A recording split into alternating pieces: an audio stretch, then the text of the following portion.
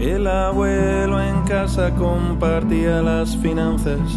Es un honor poder contar con el presidente de la Sociedad Española de Geriatría y Gerontología, que ya nos ha acompañado otras veces en esta sala. Y también un gusto que nos acompañe en la mesa doña Lourdes Iglesias, que es médico, trabaja diariamente aquí, se le nota, ¿verdad? Que ha venido enfundada, ¿no? Le hemos pedido a Lourdes que nos presente al ponente y esté acompañando esta intervención. Muchas gracias, Lourdes. Tú nos presentas a José Antonio. Pues mira, de todas formas, como ya habéis hecho tan buena presentación, yo no hablo tan bien, ni muchísimo menos, pero bueno. El caso es que vamos a dar el pistoletazo de salida con José Antonio López Trigo. Como ha dicho, es el presidente de Geriatría y Gerontología. Nacido en Málaga, eso está muy bien. Especialista en geriatría, por supuesto, diplomado en gerontología, académico de ciencias, y siempre ha estado más relacionado, es verdad, con la Universidad de Málaga, por responsabilidades en el área de microbiología y salud pública, con lo cual esta charla pues es más o menos como la antesala, como una prevención. Vamos a ver. En la actualidad desarrolla su labor profesional en el área de accesibilidad del Ayuntamiento de Málaga, en el Hospital Quirón, y ejerce también como médico de residencias, con lo cual fenomenal, porque una cosa es estar en un despacho y otra cosa a pie el Tajo. Hay que estar en el Tajo. Eso es, sí, porque es completamente distinto, completamente. Y bueno, pues entonces nos va a hablar de esto, es deterioro cognitivo, antesala de la demencia. Vamos a ver. Gracias, A ver, encantado. Gracias. Muy buenas tardes y gracias por ser la otra opción. Si hay que preguntar algo aquí es alguien del Madrid, porque creo que juega dentro de un rato. Bien. Por fortuna los no futboleros estamos aquí. Bien, y en serio, en primer lugar agradecer, como no puede ser de otra forma, a los Camilos su amabilísima invitación para compartir con ustedes nada menos que la 21ª jornada. 21, no es poco, la 21ª. Es mucho, muchísimo. Y para los que de vez en cuando nos toca organizar cosas, pasar de la primera es un auténtico logro. Y también felicitaros por este éxito. Habría que hablar con la Real Academia para que éxito, cuando es tan grande, llevara una H delante, ¿verdad? Por no perder el hilo a los que se han referido a la H. Yo lo de la H lo tengo bien fácil, porque quizás por mi forma de hablar sepan ustedes que no soy del mismo Bilbao, sino de un poco más abajo, y los andaluces hacemos dos cosas cuando hablamos. Una es comer las eses y los finales de palabras, y otra es aspirar, y aspiramos las H's, porque eso es lo que nos dejaron nuestros antepasados árabes, y entonces decimos Alzheimer, y aspiramos. Bien, he planteado hablarles de una cosa con la que, fíjense, no estamos ni todos de acuerdo en los que nos dedicamos a esto de atender a personas con demencia. No estamos del todo de acuerdo en que sea exactamente lo mismo lo que vemos unos y lo que ven otros. Y es un concepto que los cursis llaman constructo. El constructo es algo que uno se tiene que inventar para defender, porque queda muy en lo conceptual y muy poco en lo palpable.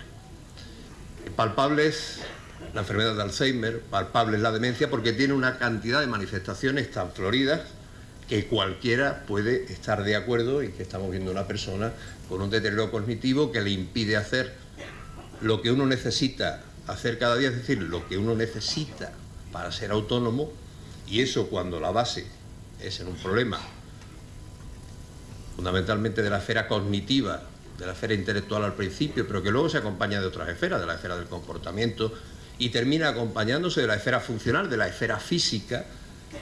Y además eso se ha adquirido, no se ha nacido con eso, para diferenciarlo de la oligofrenia o diferenciarlo del retraso mental. En eso estamos todos de acuerdo en llamar demencia.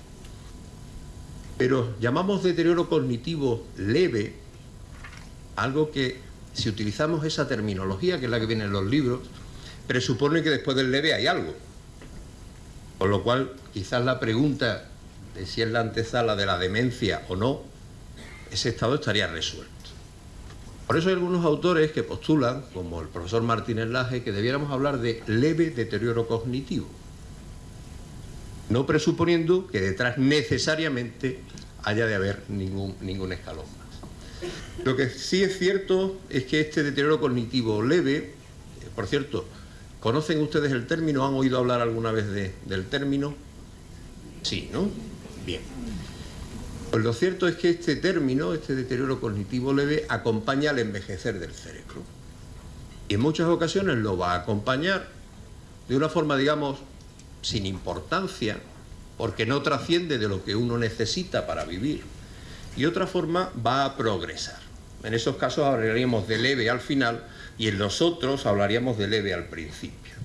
Por eso este mismo término, hace muchos años, y cuando no se consideraba antesala de nada, recibía nombres tan curiosos como olvidos benignos seniles. El término senil a mí me pone un poco los pelos de punta, porque eso de marcar cosas por la edad es una forma de discriminar. Pero también se llamaba deterioro cognitivo asociado a la edad. Bueno, eso quizás suene un poquito mejor.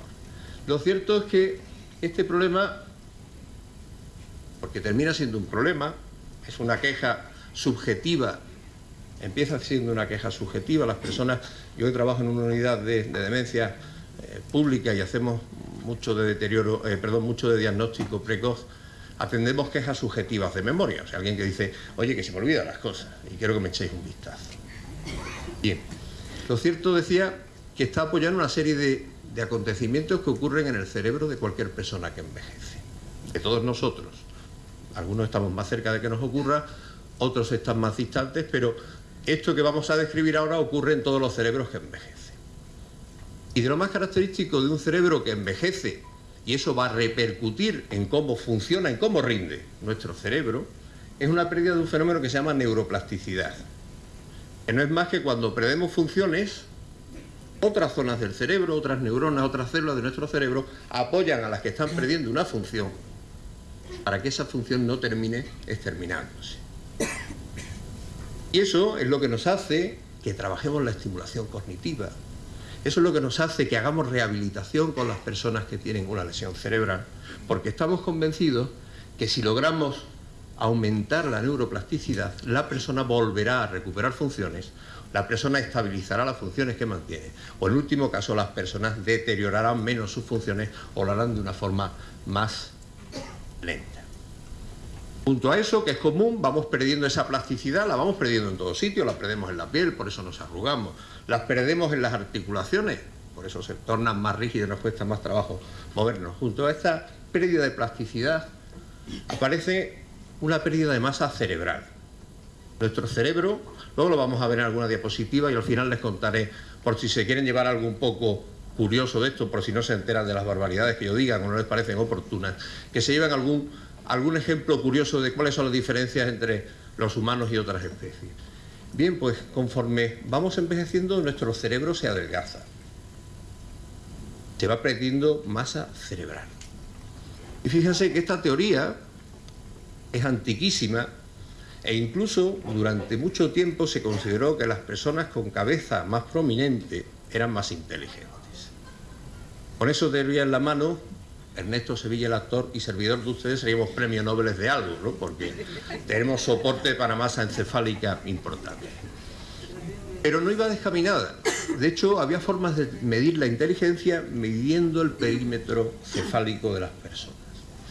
Y esa pérdida de masa cerebral tiene muchísimo que ver con el rendimiento de nuestro cerebro a futuro, por algo que luego les iré contando. Y una cosa esencial que va ocurriendo con el paso del tiempo es que aquello que conecta nuestro cerebro, aquello que hace que lo que yo pienso haya un sistema de redes, como diría Punset, que logre hacer que algo ocurra, desde quitar la mano del fuego para no quemarme, hasta dar una orden a mi pierna para que funcione, o traerme algo que tengo en la memoria profunda, en el disco duro de mi ordenador central y llevármelo lo más cerca posible para utilizarlo, eso se llama memoria. Bien, pues esas conexiones, todos esos cables que tienen que hacer que nuestras neuronas se interconecten y funcionen, se van deteriorando con el paso del tiempo. Y otra característica de cualquier organismo cuando envejece es que pierde la capacidad de limpiar cosas que no sirven. Si ustedes se imaginan el riñón, que es un órgano que sirve para depurar, o el hígado, que es un órgano que sirve para depurar, con el paso del tiempo le va resultando más complejo, le va resultando más complicado eliminar esas porquerillas, esa basura que hay en nuestro organismo. Y en algunos cerebros hay una parte importante que es ocupada por esa basura que nuestro cerebro no ha sido capaz de eliminar, por esas proteínas anormales que nuestro cerebro no ha limpiado y se han acumulado ahí. Y donde yo tenga algo sucio, no puede haber función, porque eso está enturbiando a mis células del sistema nervioso, está enturbiando la funcionalidad de mis neuronas. En el caso de la enfermedad de Alzheimer, esa proteína que se deposita, esa proteína que ensucia el cerebro se llama amiloide. Y es la proteína más conocida en relación con las demencias, pero hay muchas otras. ¿Y todo esto en qué se traduce? Pues se traduce en dos cosas fundamentalmente. Un cerebro que funciona más despacio y que retiene peor las cosas, y un cerebro que responde peor a los estímulos externos. Por eso un cerebro de una persona mayor en condiciones absolutamente normales le cuesta más trabajo responder a un estímulo y adaptarse a un estímulo. Y eso es esencial porque nos explica de entrada cómo debemos interactuar con las personas. Eso nos explica que no debe haber conversaciones cruzadas con la misma persona. Eso nos explica que su nivel de concentración se modifica y no podemos, cuando estamos atendiendo a una persona mayor, tener la puerta abierta, que suene el teléfono, que entremos, que salgamos, porque dispersamos su atención. Y cuando dispersamos la atención, no nos concentramos, ¿verdad que no? Y cuando no nos concentramos, ¿podemos memorizar algo o no? ¿Verdad que no? Pues si hacemos las cosas mal, no conociendo qué se necesita hacer para atender o para explorar a una persona mayor, nos vamos a encontrar con lo que en medicina llamamos falsos positivos. Y es que la persona, cuando la hemos analizado, decimos, hoy no memoriza, hoy se le olvida las cosas, uy, no atinaba uno haciendo una cuenta, hoy el dibujo se paró 22 veces para hacerlo. Claro, las 22 que sonó el teléfono, las 14 que abrimos la puerta, o yo que estaba poniéndome un WhatsApp con los amigos para quedar a tomarme una cerveza cuando termine de trabajar. Bien, todo eso va a influir en la forma de funcionar del cerebro. Y hay algunos cerebros que siguen una línea correcta de eliminación de sustancias, de buena conexión de sus redes, y otros cerebros que la van acumulando a lo largo del tiempo. Y en función del tiempo que uno lleve acumulando y qué cantidad de esas proteínas anormales, de esas sustancias anormales que no hemos desechado, podremos tener cerebros normalmente envejecidos, que simplemente serán cerebros que pesen algo menos y que serán cerebros que funcionen algo más despacio, o cerebros que hayan acumulado muchas sustancias de desecho, cerebros que tengan muchos depósitos de sustancias anormales y sean cerebros dementes. Sí. Pero eso es un tránsito, eso es un continuo. Y hay interfaces, hay fases, hay épocas o hay estadios en las que, sin haber ocurrido una cosa desastrosa, el cerebro ha sufrido modificaciones. En esas modificaciones es donde me quiero centrar, en eso que llamamos deterioro cognitivo leve, y que los americanos describen de una forma muy gráfica y que yo creo que nos puede ayudar a entender de qué estamos hablando. Hablamos de un cerebro no normal, no demencia, dicen los americanos. No es un cerebro enfermo, pero ha sufrido algunas modificaciones. Y será interesantísimo para nosotros saber cuáles son esos cerebros para intentar evitar que haya modificaciones hacia el polo negativo, para intentar que las cosas, en el peor de los casos, se queden como están, o seamos capaces de revertir algunas de estas situaciones, porque algunas son reversibles. Para ponerlo de una forma muy gráfica, me perdonan porque es una forma un poco médica, pero es muy gráfica por la coloración. A la derecha del todo y arriba tienen, bueno, pues algunas técnicas que hacemos para estudiar los cerebros. Estos son resonancias, estos son unas pruebas que llamamos PET, la que hacemos lo siguiente. El cerebro es un órgano tremendamente exigente, sobre todo con dos elementos, dos que no le pueden faltar nunca al cerebro. Uno es el oxígeno, se lo aporta a la sangre, circulando bien, y otro es la glucosa, que también se le aporta a la sangre si nosotros la ingerimos en cantidad suficiente. Por eso los diabéticos, cuando les baja mucho el azúcar, lo primero que hacen es marearse. Y ojo que los diabéticos mayores ni se marean mucho, ni sudan mucho, ni se ponen pálidos, ni se caen. Empiezan a decir cosas incoherentes. Hacen las hipoglucemias de otra manera, porque el cerebro está más sensible a esos cambios en los niveles de glucosa. Entonces empieza a fallar en conexiones, empieza a fallar en recuerdos, e incluso puede parecer un cuadro de delirio, puede parecer un cuadro de otro tipo. Pues bien, si nosotros tenemos un cerebro como este, que es un cerebro joven y un cerebro sano, al que se le inyecta una sustancia con glucosa, le ponemos un jarabito de glucosa y vemos cómo metaboliza. Pues mire, mientras más verde, mejor metaboliza. Cuando metaboliza bien quiere decir que las neuronas están muy vivas, que las neuronas están con mucha actividad, que es un cerebro que está en pleno vigor. Cuando metaboliza mal aparecen muchas zonas rojas. Esto es un cerebro con una enfermedad de Alzheimer avanzada. Ha perdido vigor. Hay zonas de neuronas que no responden a lo que más les gusta en el mundo, que es la glucosa, y lo que necesitan para vivir. Bien, y les decía que no todos están de acuerdo en que deterioro cognitivo leve sea exactamente lo mismo. En medicina, cuando empezamos a discutir cosas, o en ciencias de la salud, mejor dicho, cuando empezamos a discutir cosas, debiera ocurrir en otros ámbitos de la vida, como la política, pero aquí no es así, pero en ciencias de la salud lo que buscamos es un consenso, es ponernos todos de acuerdo para hablar siempre de lo mismo, porque las personas necesitan que hagamos los mismos procesos. Las personas son distintas, los procesos son distintos en cada persona, pero hay una serie de denominadores comunes. Y por lo tanto se empezó a intentar llegar a un consenso en la definición de deterioro cognitivo leve. Bueno, pues desde este señor, que fue el primero que lo propuso, un psiquiatra americano, Barry Reiber, que es el que hizo todas estas escalas de clasificación de la demencia que utilizamos, la GDS o la escala FAS, esa forma de estadiar la demencia. Bueno, pues Reiber nos propone hablar de una disfunción cognitiva, es decir, algo que no funciona bien en la esfera intelectual, que no llega a ser una demencia en el concepto de demencia de Reiber, que era enfermedad de Alzheimer. Posteriormente, otro autor, que es el que más ha escrito de esto, otro psiquiatra americano, Ronald Petersen, él nos hablaba de una cosa que a mí me gusta mucho.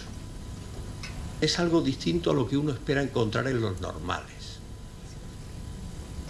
Deterioro cognitivo leve es cuando el cerebro, cuando el intelecto de una persona rinde menos de lo que uno espera encontrar en personas similares en su entorno, en edad, en nivel cultural, en número de enfermedades. Hablaba de eso. Algo por comparación por los demás. Bien.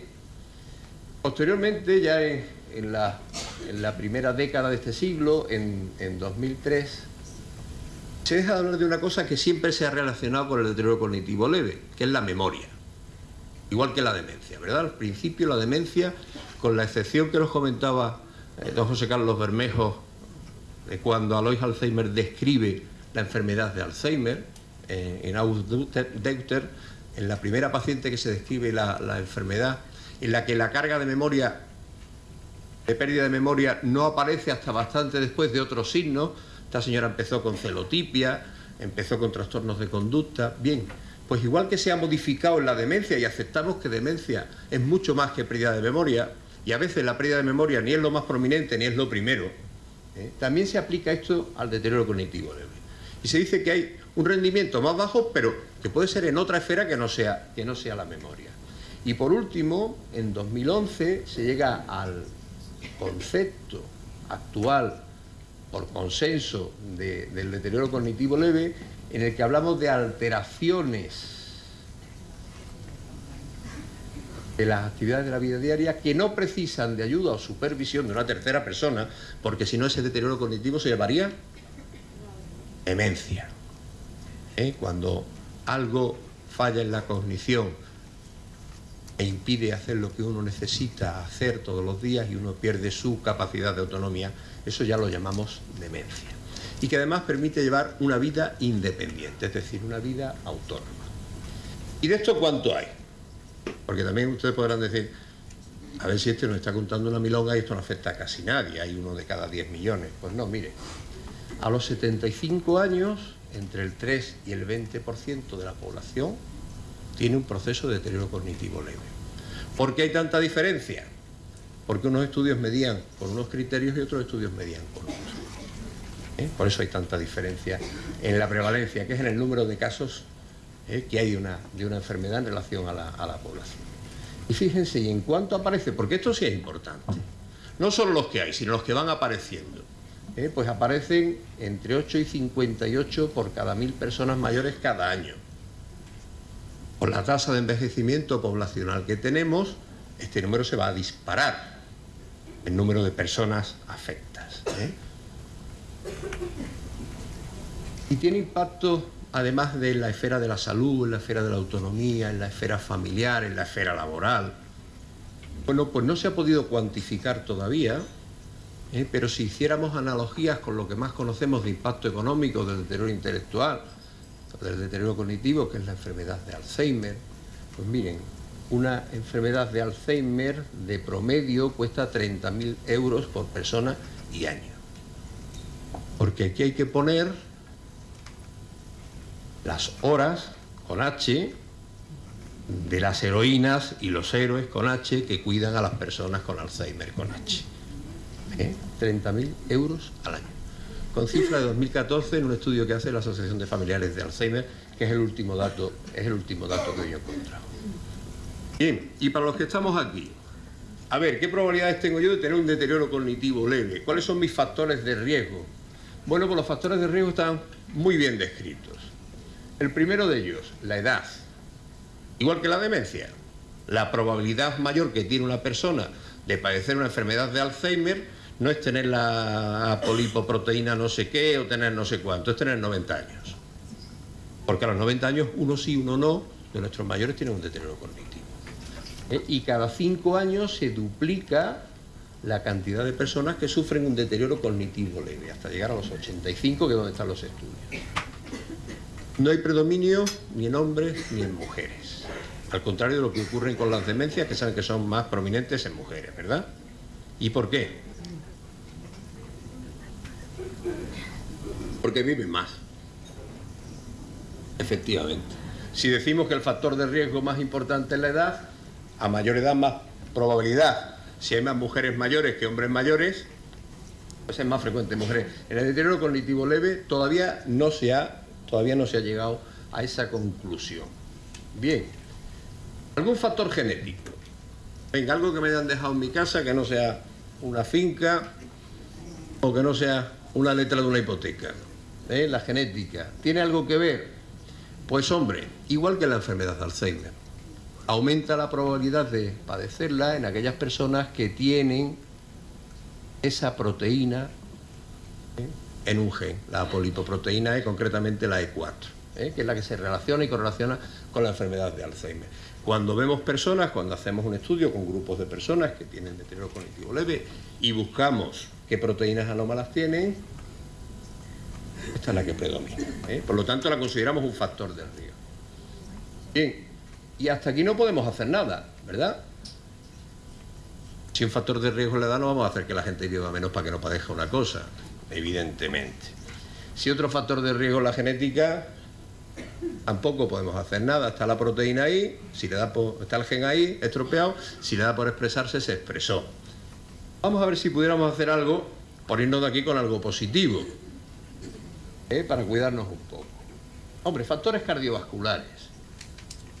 Pues mire, son siempre los mismos. La diabetes, la tensión elevada. Esto es muy curioso. Ahora nos hemos empeñado en tener a nuestros hipertensos y a nuestros hipertensos mayores en cifras bajitas de tensión. Mire, usted está como un reloj, tiene 10-7. Cuidado con el reloj, que se va a estropear.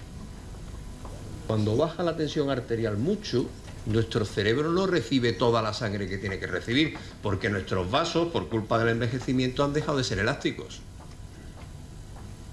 Se han hecho más duros, ¿no? Nos vamos convirtiendo en arterioescleróticos, que es lo que significa, ¿no? Esclerosis, endurecimiento en la pared de los vasos. Si el vaso es más duro, si yo tengo una tubería muy rígida, o tengo un nudo en la manguera del jardín, o meto más presión en el grifo, no sale agua por la punta. Si yo bajo la presión, que es bajar la tensión arterial, sale poco agua. llega poca sangre al cerebro, llega poco oxígeno al cerebro, y un cerebro que recibe poco oxígeno y que no recibe la sangre suficiente es un cerebro que se lesiona. Por lo tanto, a los hipertensos los debemos tener dentro de cifras de control, pero no empeñarnos en tenerlos en la zona baja, igual que a los diabéticos, tenerlos en las zonas medias, en los controles de tensión, porque también pueden dañar muchísimo al cerebro. Otro factor que conocemos, pues el colesterol y los triglicéridos, tener grasas en sangre, porque eso atora las arterias, y si atora las arterias no deja que circule bien la sangre. Algún fenómeno también muy frecuente en personas mayores, como son las arritmias, y dentro de ellas, las más frecuentes, la fibrilación auricular. Cuando la aurícula se contrae a un ritmo, a una frecuencia, a un ritmo, y el ventrículo lo hace a otro. ¿Por qué? Porque sueltan, aunque uno esté tomando Sintrón, y aunque uno esté tomando aspirina, y esté antiagregado, esté anticoagulado, en función de los casos, se producen micro infartos. Y van a parar al cerebro, atoran los vasos pequeñitos, también deja de circular la sangre a partir de la punta del vaso. Y fíjense, otra cosa que vamos a desterrar, ese mito de que la gente muy delgada, que no come, que casi... Gandhi, para que ustedes me entiendan, viven más y su cerebro está mejor. No es cierto, no es cierto. Los cementerios están llenos muy precozmente, de gordos muy gordos y de canijos muy canijos. Peso corporal en una banda aceptable, dentro de lo que consideramos pesos o índices de masa corporal adecuados para las personas. ¿Estarán de acuerdo conmigo? Que, hombre, que sí que puede hacer uno por cuidarse, ¿no? Si tengo la tensión, si soy hipertenso, pues me tomo mi pastillita, pues tomo poca sal, hago ejercicio, si tengo el azúcar tal. Bien, estos son factores de riesgo modificables. Más factores de riesgo. Importantísimo. No oír bien o no ver bien. Importantísimo para que el cerebro funcione adecuadamente. Si recibo malas señales, si recibo señales e interpreto mal las señales, tengo respuestas anómalas. ¿Cuántas personas mayores ven ustedes que desconfían? ¿Qué estás diciendo? Seguro que están diciendo, cognitivamente intactas, pero no oyen bien.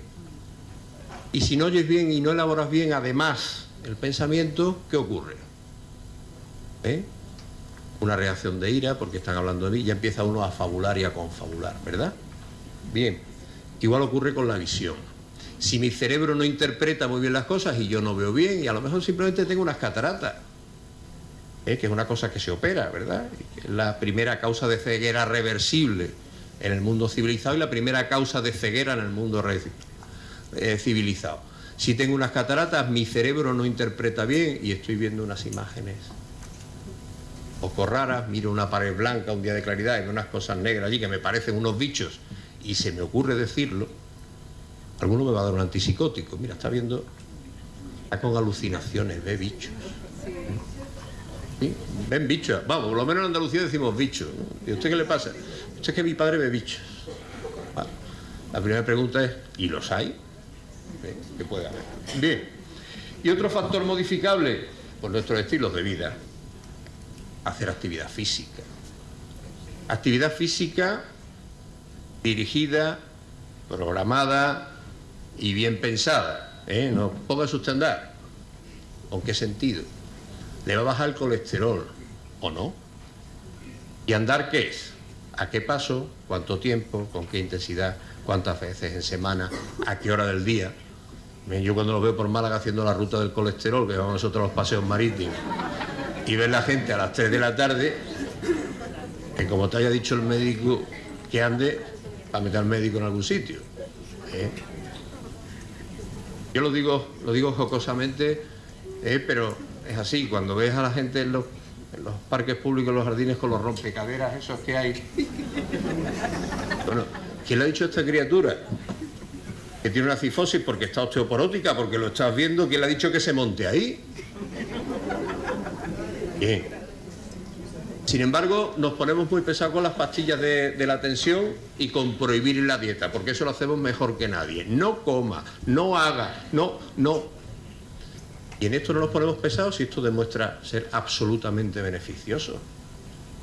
Y le echamos poco tiempo y sobre todo no organizamos lo que hay que hacer. Bien, tabaco malo, malísimo, el alcohol malo, malísimo. Eso dice, no, es que me ha dicho el médico que me tome 2 copas de vino al día. No.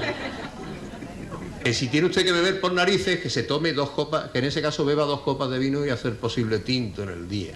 Pero no le ha dicho nadie que se las tome. No es una imposición. Y el whisky no es bueno para la circulación. Es un tóxico cerebral. El alcohol es un tóxico cerebral. Que si uno va a usarlo con motivo lúdico, festivo, por puro placer, fenomenal. A baja cantidad, baja dosis y preferentemente un vino que tenga secuelas de haber tenido mucho contacto con la uva. Y esas secuelas, que es lo que da el raspón y el ollejo de la uva, lo transforman al mosto, lo transforman en vino tinto. ¿Y vino tinto por qué? ¿Y por qué no blanco? Porque el tinto tiene una sustancia que se llama resveratrol, que lo anuncian ahora en la radio, de memory, lo otro con resveratrol. Bien, eso lo tiene en la naturaleza muchas cosas, las bellotas también. No se rían, las bellotas tienen resveratrol y tienen reaginina, y por eso son muy buenas cuando el cerdo ibérico se las come. Por eso es buena la carne de cerdo ibérico. Si el cerdo ibérico no comiera de eso, sería una mala carne como es la del cerdo blanco. Bien, y el resveratrol está en el raspón, en el palillo de la uva y en la piel de la uva. Por eso mi abuela tenía razón cuando decía, niño, come rabillos de pasa que son buenos para la memoria. Y la pobre no sabía nada de resveratrol, pero el saber popular indicaba que alguna propiedad tendría aquello. Bien, esto es un resumen. Bueno, voy fatal de tiempo. Esto es un resumen de lo que les he contado, ¿verdad? Hecho en un cuadro. Yo la presentación se la dejo para aquellas personas que estén interesadas, fundamentalmente por lo que viene a continuación en el ámbito de la neuropsicología, por las psicólogas y psicólogos que haya en la sala, que le interese tener ordenadas las baterías de test, que seguro que ya las conocen. Bien, esto es un poco lo que va ocurriendo en nuestro cerebro, ¿verdad?, con el paso del tiempo. Les decía que al final nuestro cerebro adelgaza aproximadamente un 15%. Bien, y hay una serie de funciones que se van a alterar muy precozmente y que cuando se alteran muy precozmente nos pueden poner en la pista de que está ocurriendo un deterioro cognitivo leve. Fundamentalmente, cuando hablamos de la esfera de la memoria, no toda la memoria al principio, solo la memoria episódica, es un buen marcador y además un buen marcador evolutivo. Cuando la persona en su biografía va perdiendo cosas, que al final eso es lo que hacemos, para eso utilizamos la memoria episódica, para almacenar nuestros recuerdos vitales e interpretar nuestros recuerdos vitales. Bien, pues cuando esto empieza a fallar podemos pensar en un deterioro cognitivo leve. Si lo que falla es la memoria semántica, la memoria del conocimiento de palabras, de relacionar palabras, yo nunca pensaría de inicio en un deterioro cognitivo leve, ya pensaría en una demencia de inicio, o una demencia de tipo semántico, que es una degenerativa de polo frontal, o la demencia típica de Alzheimer, que también empieza perdiendo mucho vocabulario la persona que la padece. Miren, y fundamentalmente la memoria episódica radica en esta zona del cerebro, que son las estructuras temporales y temporoparietales, justo a nivel de esa corteza, de ese trozo de corteza que se repliega para meterse ahí entre los dos hemisferios del cerebro, que es la corteza entorrinal, que es donde empieza la enfermedad de Alzheimer. Bien, otras funciones que se van a deteriorar muy pronto son las funciones ejecutivas. De media, cuando yo quiero saber, cuando estoy en la consulta y quiero saber cómo está cognitivamente una persona, en vez de invadirlo con test y con preguntas y que se sienta observado, que se ponga nervioso, que eso también baja el rendimiento cognitivo, a mí me gusta mucho explorar esto, funciones ejecutivas. ¿Qué tiene usted que hacer mañana? ¿Qué ha programado usted para mañana? ¿Qué necesita hacer mañana? No, pues me da igual. ¿Me da igual? Sí, yo mañana no tengo nada.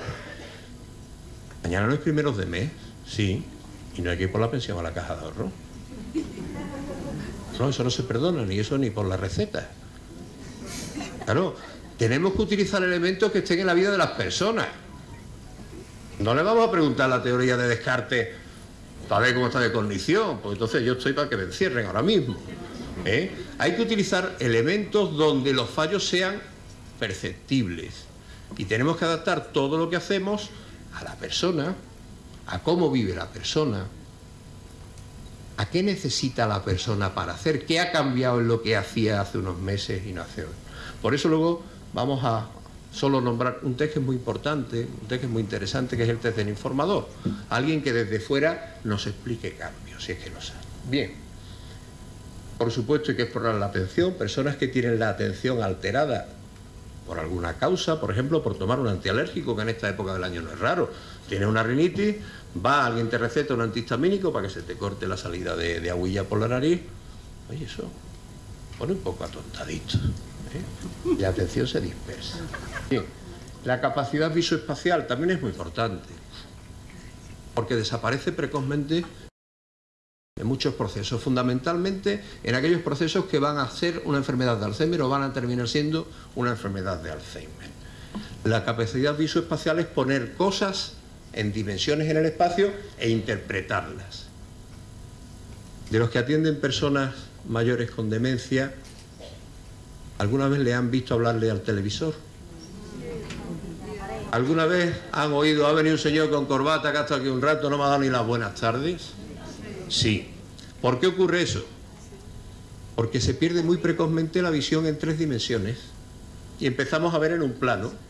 Y cuando una persona con demencia ve en un plano a un señor enfrente, interpreta que está integrado en su cuarto de estar. Por eso ha ido el de la corbata esa tarde. Si uno no tiene sensibilidad para pensar en estas cosas y para explorar estas cosas, también va a terminar tomando las gotitas porque ha tenido una alucinación, ¿no? Se ha presentado ahí un señor con una corbata. Bien. Y también vamos a medir algunas capacidades lingüísticas. Fundamentalmente, capacidades lingüísticas de relación. Lo que ya llamamos categorías semánticas. Sí, categorías semánticas. Y vamos a preguntar simplemente que nos digan nombres de animales. No vamos a complicar mucho la vida. Porque yo creo que todo el mundo puede nombrar 10 animales distintos a lo largo de un minuto, ¿verdad? Y después hay personas que incluso con una formación, con un nivel cultural alto, con un nivel formativo alto, no pueden al principio. Y si yo les decía que hemos girado un poco, tanto en la demencia como en el deterioro cognitivo leve, en no hablar siempre de memoria como condición sine qua non o como única condición, cuando hablamos de tipos de deterioro cognitivo leve, hablaremos de tipos que se basen la pérdida de memoria al principio o de tipos que no se basen en la pérdida de memoria al principio. Por lo tanto, vamos a hablar de deterioros cognitivos leves de tipo amnésico y si además de la memoria ha perdido alguna otra función, hablaremos de amnésicos de múltiples dominios. Y si solo hablamos de pérdida de memoria, hablaremos de deterioros cognitivos relacionados con la memoria, por tanto amnésicos de un solo dominio, que es lo que se ha perdido. Y al contrario con los no amnésicos, los puede haber de un solo dominio y de múltiples dominios. Bien. Y si queremos llegar a la conclusión de que alguien tiene un deterioro cognitivo leve, tendremos que iniciar un mínimo estudio o un máximo estudio para determinar que eso es lo que ocurre. Antes de empezar a hablar del diagnóstico, solo una precisión. Tanto en la demencia, del tipo que sea, como en el deterioro cognitivo leve, del tipo que sea, al diagnóstico se llega por una conclusión clínica. No hay una prueba, no es tomar la tensión y decir, uy, 17-11, es hipertenso. Aquí no, aquí es una impresión a la que debe llegar, o una conclusión a la que debe llegar el equipo que está valorando a la persona. Y nos apoyamos en la exploración neuropsicológica, que ahora vamos a ver, nos apoyamos en hacer alguna prueba de imagen para descartar fundamentalmente que haya otra cosa o para orientar ese deterioro a qué proceso puede obedecer. Hombre, si ves 20 infartos cerebrales, pues posiblemente será de origen vascular. Si ves una atrofia muy grande en la corteza y no ves otra cosa en la subcorteza, pues posiblemente será una enfermedad de Alzheimer porque será de tipo degenerativo. Pero así, con la resonancia, con PET, con lo que ustedes quieran, eso no establece un diagnóstico. Un test, 10 test, 50 test no establecen un diagnóstico. El diagnóstico se lleva por la sensación que uno tiene al ver los problemas, los fallos, los deterioros que hay en cada una de esas pruebas. Por lo tanto, hablamos siempre de un deterioro de ojo.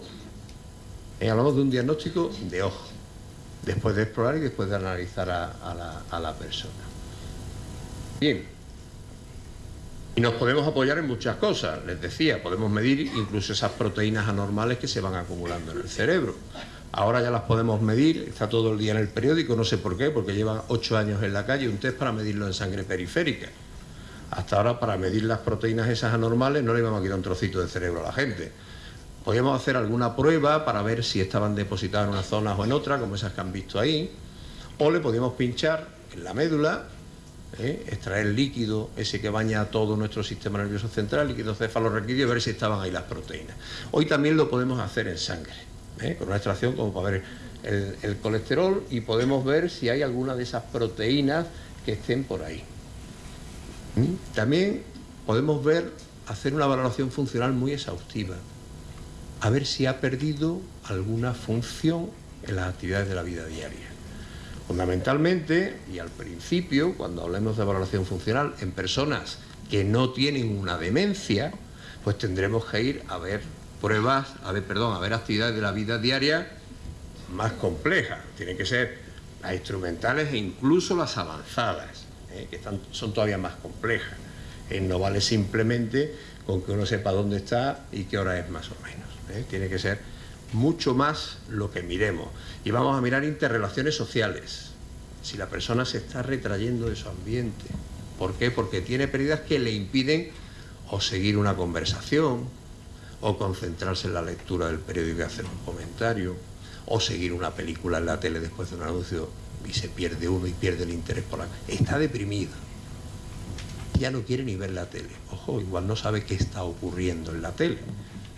Y aparte puede tener una depresión. Bien, pues podemos medir todo esto y luego podemos hacer unas pruebas, podemos hacer unos test neuropsicológicos que nos van a decir, en función de los resultados, si hay alteración o no y qué zonas del cerebro más o menos están alteradas. De las baterías de test les digo un poco, como les decía, de los consensos al principio. Cuando hay mucho es que ninguno es 100%, ¿verdad? Porque formas de tomar la tensión arterial hay una. Nos hemos puesto todos de acuerdo. Cuando hay tantos test es porque ninguno es 100% preciso. Bien, pero hay algunos que están muy bien y que son muy sencillos, que además son divertidos si uno se lo plantea al paciente, no como si esto fuese el examen final de licenciatura o de fin de máster, sino como si vamos a ver cómo está usted de memoria. Por ejemplo, el test de las fotos, este es el que más se utiliza en España. Está validado además para este tipo, porque otra cosa importante es que cuando uno utiliza una herramienta tiene que servir para lo que uno quiere medir. Yo puedo tener una regla magnífica, con sus centimetritos homologados, estandarizados, pero yo con eso no puedo medir litros de agua, ¿verdad? Bien, pues con los test ocurre lo mismo. Tienen que estar validados para lo que queremos medir. Por ejemplo, el test de la foto, que es de mi buen amigo Cristóbal Carnero, un neurólogo de Granada. Pues muy sencillo.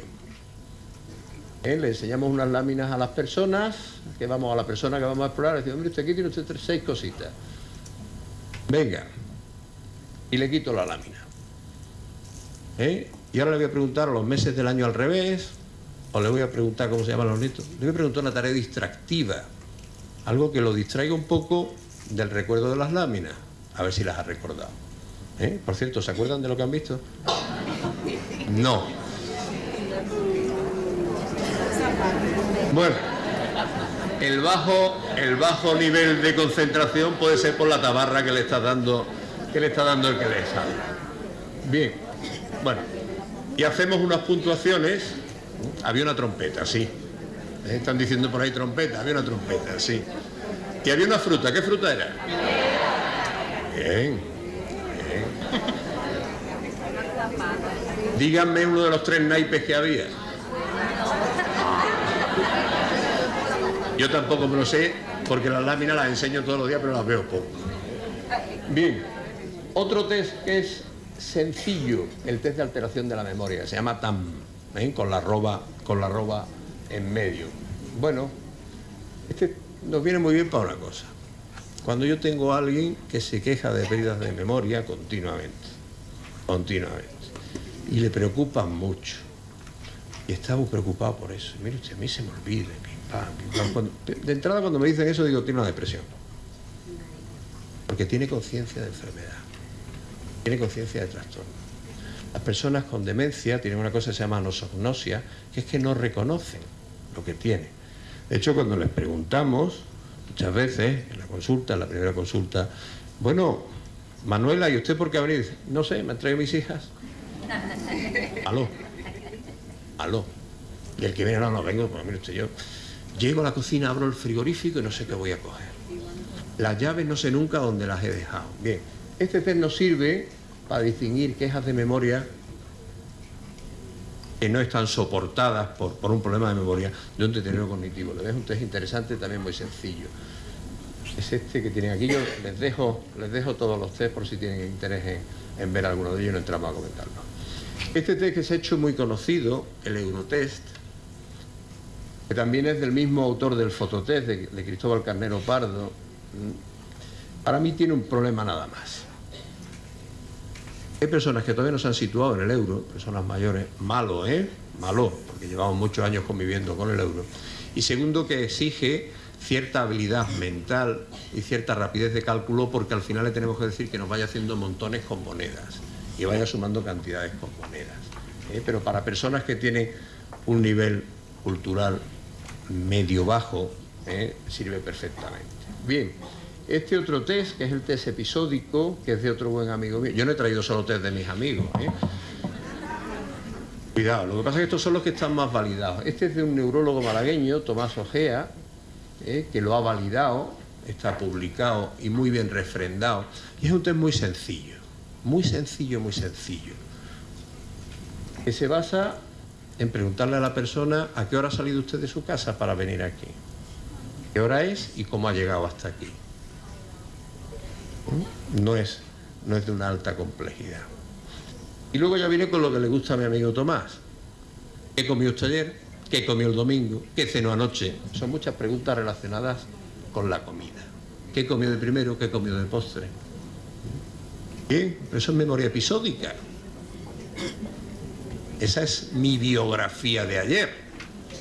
No que hizo un ministro, no, mi biografía de ayer es qué hice, qué comí. Y mi biografía de hoy es a qué hora me he levantado para venir aquí, ¿no? Esto es memoria episódica. El test del reloj, que es un clásico, saben que se puede hacer a la orden o a la copia. Bueno, le vamos a pedir que nos dibujen un reloj y luego hay unas formas de puntuar en función de eso. El Minikov, el del reloj, el Minikov, que es muy sencillo, es muy rápido. Utilizamos 3 palabras para medir memoria inmediata y además hacemos el test del reloj, que es este que ven aquí. El MIS, que es otro clásico que está en todas las baterías de pruebas, demuestra muy bien, correlaciona muy bien cuando tenemos algún otro elemento para medir si la corteza del cerebro se está perdiendo o no se está perdiendo, si ha disminuido el volumen. Bueno, el Andelbrooks, que es el siguiente, este no está validado para deterioro, no está validado en castellano, por lo tanto me lo salto. Este es el que les comentaba antes, el test del informador. Es un cuestionario en el que le preguntamos a la persona que convive con la persona que viene por una queja de memoria, alguna serie de ítems que hayan podido cambiar en los 10 últimos años. Pues si ha perdido capacidad para recordar los nombres de las personas más allegadas, o si no recuerda las cosas que le sucedieron de una forma muy reciente y que fueran hechos prominentes, como la boda de un hijo, como este tipo de cosas, ¿verdad? Bien. Y luego hay otra serie de test que son más complejos, como este, que es el que más se utiliza en unidades especializadas, que es el MOCA, el test de Montreal, porque esto exige ya mucho más tiempo, exige otro tipo de dedicación, y no es para hacer un cribaje, es decir, no es para empezar a analizar, es para hacer ya un estudio en más profundidad. Hacemos un análisis previo con los test sencillos y breves, y en aquellos test que hay una alteración, pues seguimos el estudio con este test, con el CANCON no, porque no está validado. Bien, y una vez que llegamos a la conclusión que la persona tiene un problema en su esfera intelectual, y que ese problema no llega a interferir en su vida para perder autonomía, luego no es una demencia, un deterioro cognitivo leve. Vamos a mirar también cómo está su esfera de conducta y su esfera psicológica. Porque hay veces, igual que ocurre en la demencia, que el deterioro cognitivo leve puede comenzar con manifestaciones que no estén estrictamente en lo cognitivo y que sí estén en lo conductual, o que estén en la esfera emocional o en la esfera anímica. Es decir, personas que han cambiado su forma de comportarse. Muy llamativo, perder la forma de comportarse en público adecuadamente. Me explico. En mitad de la comida me meto el dedo a buscar si se me ha quedado por ahí un trozo de comida. Me saco la dentadura en mitad de la mesa y la pongo allí en lo alto. Emito gas en momentos inoportunos. Bien, eso si no lo ha hecho la persona nunca y lo está haciendo ahora, aunque recuerde magníficamente las cosas, quiere decir que en su cerebro están ocurriendo cambios. O una persona que se deprime, sin antecedentes depresivos. Cualquier persona por encima de 60, 62, 64 años que se deprime, sin tener antecedentes depresivos, exige que hagamos un estudio de cognición. Hombre, si es porque ha muerto no sé quién, ya no es una depresión, es un duelo. Pero si no hay una causa de fondo, mire usted, es que no tiene motivos para estar así. Si esa persona se ha deprimido, si además es mujer, si además tiene algún factor de riesgo vascular como diabetes o hipertensión, o ha tenido un único antecedente en su vida de depresión y ha sido una depresión posparto, eso nos está sumando papeletas para que esté su cerebro transformándose, y una persona que nos consulta por algo así, merece que hagamos muy en profundidad un estudio de cognición, porque seguramente vamos a encontrar algunos fallos. Bien, los biomarcadores ya les he comentado pues que existe esa forma de verlos y de medirlos, pero que siempre van a ser formas de apoyar nuestras sospechas y de apoyar lo que hacemos. Por lo tanto, si yo tuviera que orientar desde el punto de vista del diagnóstico a alguien y ver si lo ponemos de este ladito de la raya, de deterioro cognitivo leve, o lo ponemos de este ladito de la raya, enhorabuena que está usted de primera, pues tendría que partir de alguien que tenga quejas subjetivas de memoria, o que me las manifieste alguien, que me manifieste que está algo cambiando, el informador. Bien, haríamos una evaluación breve, pero estructurada. Voy a explorar memoria reciente, voy a explorar memoria episódica, voy a explorar orientación visoespacial. Vale, pues le hago mis pruebecitas. Si no ocurre nada, le digo que vuelva dentro de unos meses. Nosotros citamos en 6 meses, en la unidad donde yo trabajo. Citamos en 6 meses. Porque es posible que hoy sea el día bueno. Yo lo llamo el día del dentista. Y no ocurre con las demencias vasculares.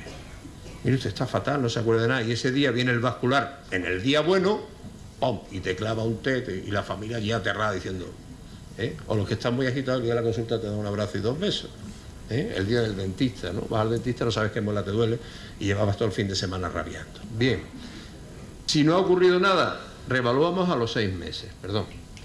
Pero si ha ocurrido algo, si hemos detectado algún tipo de problema, bueno, pues vamos a valorar neuropsicológicamente en más profundidad, vamos a valorar funcionalmente, conductual y emocionalmente en más profundidad, y ya vamos a empezar a hacer una exploración física, a ver si hay algún otro factor o ver si hay alguna causa de índole físico, como por ejemplo un infarto cerebral que no haya llamado la atención, o un neurinoma, o un meningioma. Hay tumores de 7 centímetros que no han dado clínica ninguna, sobre todo los neurinomas de color frontal, si acaso síntomas depresivos.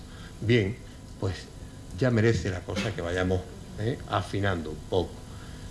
Lo completamos con un estudio de imagen para descartar causas o para comprobar causas e iniciar tratamiento.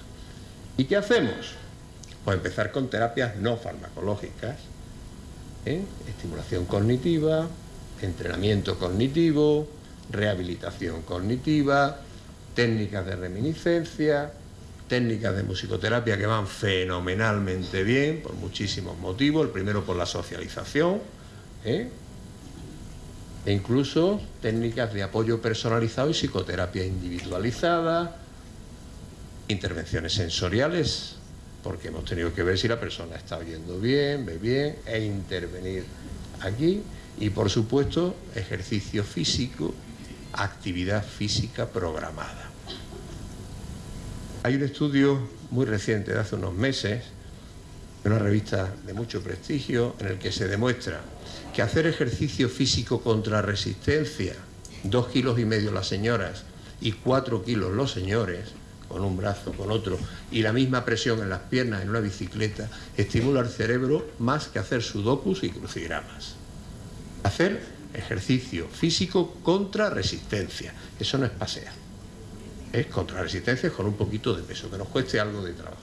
Bien, pues hacemos eso y complementamos, podemos complementar con otras actividades como la arteterapia o terapias de orientación a la realidad, e incluso utilizar las TICs, utilizar las nuevas tecnologías, pues con todos estos programas que hay, desde las app estas que se pueden descargar gratis a programas más complejos que debe hacer uno en un ambiente con profesionales. Bien, y desde el punto de vista de las pastillas, pues mire, vamos a controlar, a terminar.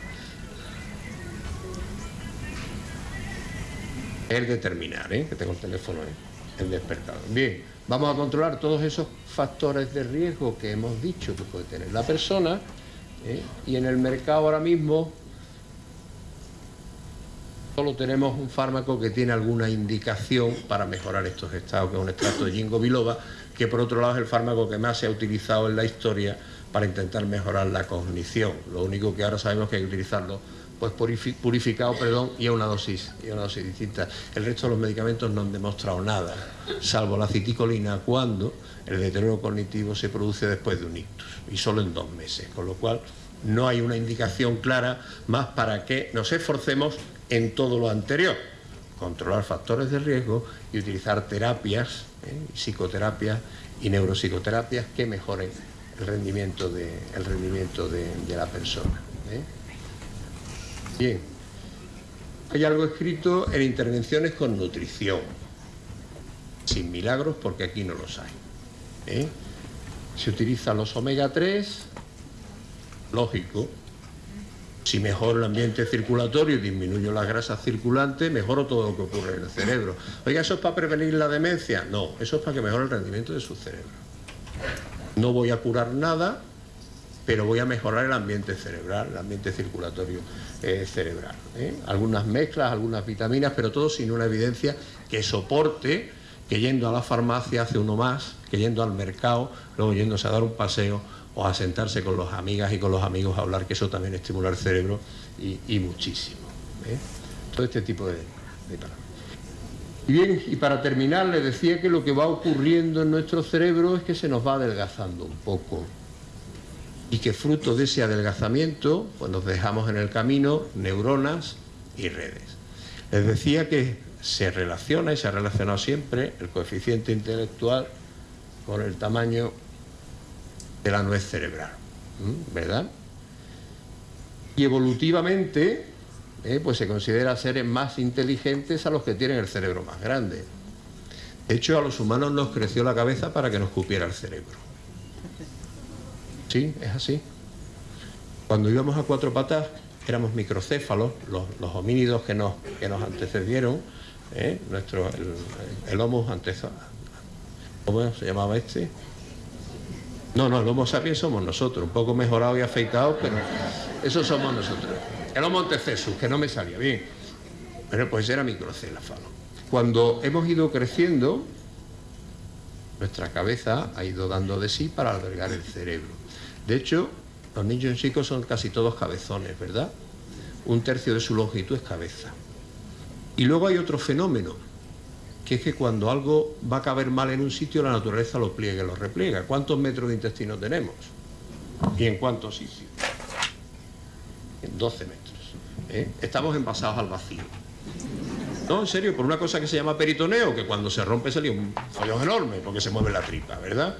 Bien, Pues nuestro cerebro está envasado al vacío por unas cubiertas que son las meninges, y al no caber bien, o para tener más superficie útil, lo que ha hecho es replegarse y formar las circunvoluciones cerebrales. Y cuando envejecemos, como perdemos masa cerebral, nuestras circunvoluciones se van perdiendo porque ya se pueden expandir. Ya tengo un poquito más de sitio, venga, va, échate para allá. Neurona, échate para allá, que yo esté más cómoda.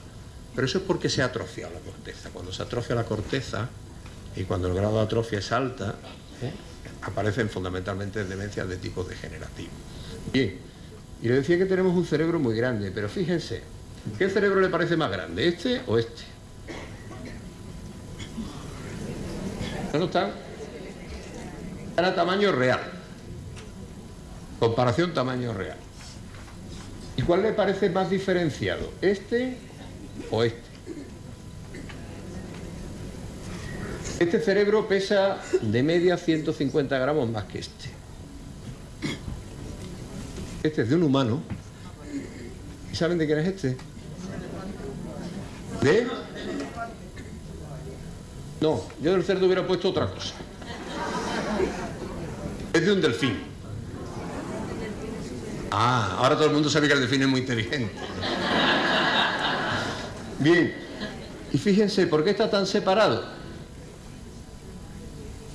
Porque hay dos hemisferios tan distintos que solo conectan por ahí en medio. Tiene muy pocas conexiones. Siempre tiene un cerebro dormido y un cerebro despierto. Ahorro energético. Lo más ecológico del mundo es la naturaleza. No lo olviden, que nadie nos enseñe cosas raras. Entonces, miren qué cerebelo tiene, Esto es posición, orientación, visión. Que no hace un máster un delfín y sí uno, bueno, y algunos humanos. Si el cerebro es más grande, si tiene más circunvoluciones, porque la masa neuronal es más baja. El tanto por ciento de neuronas por cada centímetro cuadrado de cerebro es mucho más bajo. Mire, aquí tiene los billones, bueno, billones, cuando vemos billones en inglés son 1000 millones. Los americanos cuando llegan a 1000 millones dicen billion, no, serían 1000 million, serían 1000 millones. Aquí tiene las veces de 1000 millones, 251.000 millones de neuronas que tiene un elefante. Tiene un torrao grande, ¿no? Y aquí tiene los 80 y tantos mil millones de neuronas que tienen algunos humanos. ¿Por qué no es más listo? ¿Por qué no es más inteligente el elefante que nosotros? Por esto, la evolución del cerebro está en la corteza. Lo que nos ha hecho distinto es la corteza cerebral, que es donde está la inteligencia, las emociones, la capacidad para comunicarnos. Lo demás sirve para moverse, para entendernos. Como me coja un neurofisiólogo me va a poner bien. Pero miren, aquí en corteza, o sea, en inteligencia, el elefante tiene 56.000 millones de neuronas. Miren el humano las que tiene. Muchísimo más. Y por eso somos algo más inteligentes que los elefantes, algo más inteligentes que los gorilas, que son los homínidos más inteligentes que existen. Después está el chimpancé. ¿De acuerdo? Bien, y ustedes dirán, este lleva una hora hablando por el reloj y todavía no nos ha contestado si el deterioro cognitivo leve es la antesala de la demencia o no, que es lo que nos ha dicho que nos iba a contar. Bien, había una diapo con truco, que es esta, en la que le hablaba de la prevalencia y de la incidencia, pero había omitido a conciencia esto, básicamente para que estuvieran hasta el final un poco. Miren, el 11% de esas personas con quejas de memoria que nosotros demostramos que tienen algo ahí que no va bien, que no es normal, pero que no es demencia, el 11% van a evolucionar a demencia cada año. Fíjense si es interesante que nos paremos con ellos. Y el 45% de todas las personas en grupos de menos de 65 años, en las que determinamos que existe un deterioro cognitivo leve, el 45% son inestables. Es decir, se van a mover a lo largo de la vida. Es decir, uno sí, uno no, de los que hoy vemos con deterioro cognitivo leve, tendrá una demencia el día de mañana. Pero fíjense, hay una cosa muy interesante. Tenemos un arma magnífica, no para terminar con la enfermedad de Alzheimer, pero sí para que disminuya la demencia. Y es que veamos personas con enfermedad de Alzheimer sin demencia. La enfermedad de Alzheimer, en aquellos que les toca, empieza aproximadamente a los 40 años de vida. Pero si controlamos los factores de riesgo vascular, si controlamos la dieta, si mejoramos los hábitos de vida, si estimulamos física y cognitivamente a nuestro organismo, y ese es el mensaje de esperanza final, seremos capaces de prolongar la vida de esas personas sin que su cerebro sufra un deterioro que pueda percibir la persona y su entorno. Por lo tanto, no vamos a curar la enfermedad de Alzheimer, pero sí vamos a conseguir retrasar la aparición de signos de demencia. Y si somos capaces de retrasar 5 años, y está en publicaciones de mucho peso, si somos capaces de retrasar 5 años el inicio de los síntomas, bajaremos a la mitad el número de personas con demencia. No sé si me explico. Por lo tanto, nuestra guerra debe estar en lo que podemos hacer, que es modificar los factores de riesgo. Controlar los factores de riesgo con independencia de que la genética nos haya hecho una faena y tengamos ese gen que el día menos pensado, cuando quiera, se va a expresar. Pero cuando se exprese el gen, yo tengo que procurar tener el cerebro tan protegido que el cerebro no se entere del todo que el gen se está expresando y que tarde el máximo de tiempo posible en sufrir daño. Y eso solo lo podremos hacer si cambiamos un poco el paradigma de lo que hacemos, ¿eh? Porque, como decía Einstein, no es una locura esperar cosas distintas. Lo que es una locura es hacer siempre lo mismo esperando que ocurran cosas distintas. La única forma de que ocurran cosas distintas es hacer cosas diferentes, ¿eh? Cuando por una vía hemos fracasado. Y hasta ahora, en las teorías de etiología, en las teorías del origen de la demencia y en las teorías del tratamiento de la demencia, nuestro fracaso es que hemos ido a intentar quitar esos depósitos de basura de en medio y no a controlar todo lo que hace que se produzcan los depósitos de basura. Y como diría San Camilo, para aprender a hablar hay que aprender a callarse, que es lo que voy a hacer ahora mismo. Gracias. El abuelo en casa compartía las finanzas, compartía...